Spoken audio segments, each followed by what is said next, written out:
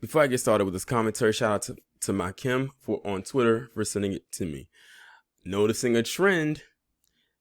When I got sent this story, I told my Kim, I told her that this is the third story that I've come across this week. And mind you, it is only Tuesday, of a quote unquote anti-Asian attack at the hands of a white male.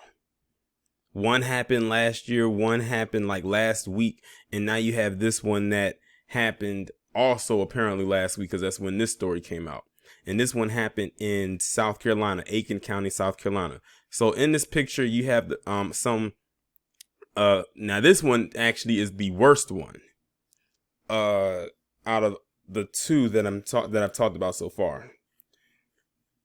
This guy's name is Christopher Demmon. His name should be Demon. And he basically dismembered this Asian man. He killed him and dismembered him. That's the gist of it. So now I'm going to read the article and get to the details. There's new information in a Hancock County homicide case that includes graphic details about the crime scene and criminal history of the man charged with murder.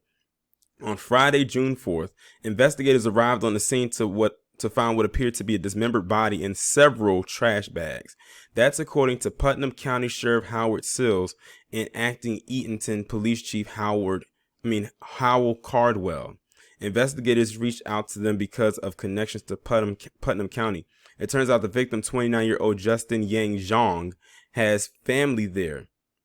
Justin's yellow Jeep was also missing, but deputies in Aiken County, South Carolina had come across the same Jeep a few days later. An incident report details the arrest of 33-year-old Christopher Demmon.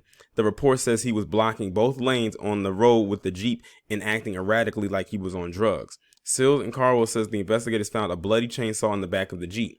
As investigators processed the crime scene in Hancock County, they had enough information to charge Demmon with malice murder.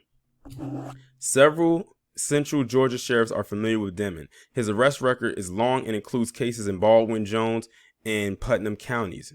Florida records show that he was released from prison about 7 months after serving 5 years for arrest stemming from 2015. Sills says the victim had a criminal history too, including time served in prison. That was very slick about them putting the stuff in there about the victim. They say, well, the victim, he wasn't too innocent himself, but not to the point where he deserved everything that happened to him.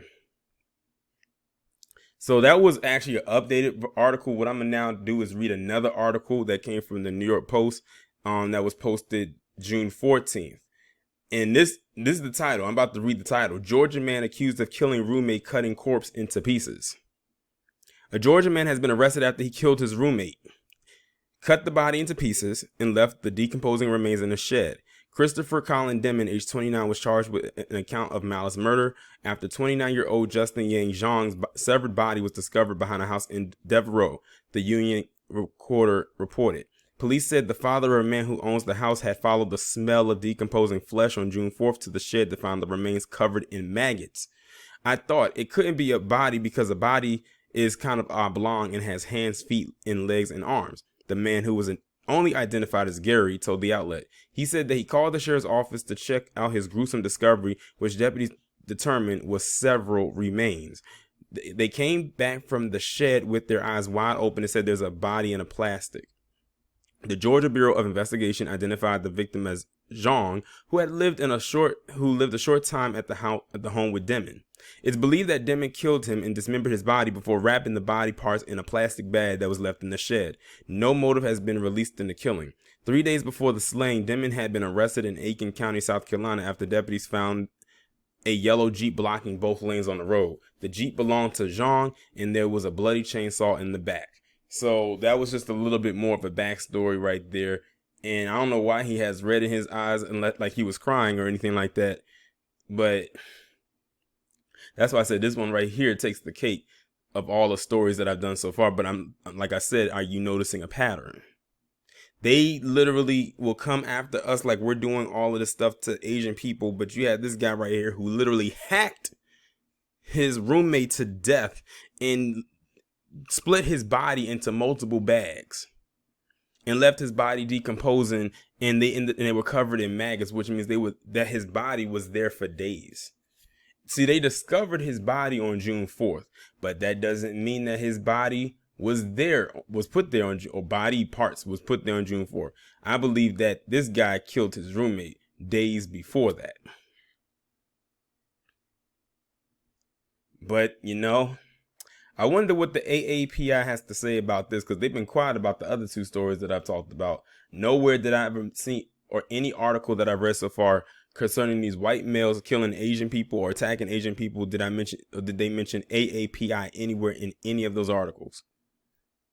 Come to think of it, they didn't mention it in the article involving that Asian man shooting that black boy, but I would expect that they wouldn't say anything then, because they're only looking to come out when the attack, quote unquote, is coming from a certain group, and we know what group that is.